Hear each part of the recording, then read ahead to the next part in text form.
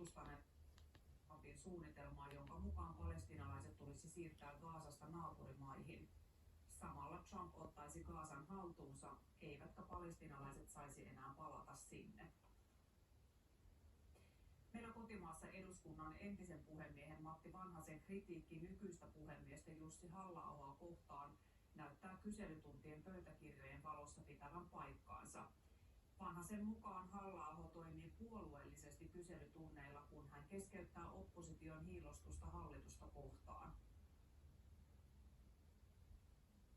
Puhemies Jussi Halla-aho sanoi viime viikolla, että Matti Vanhasen kritiikki häntä kohtaan ei pidä ollenkaan paikkaansa.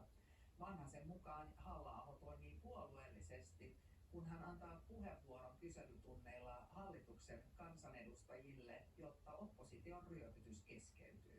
Vesa Heikkinen on tutkinut kyselytuntien pöytäkirjoja vuosilta 2015-2023 kirjaprojektia varten. Pöytäkirjojen perusteella entisen puhemiehen Matti Vanhasen kritiikki pitää paikkaansa. Vanhanen itsehän oli valinnut sellaisen linjan, että tämä on nimenomaan opposition kyselytunti.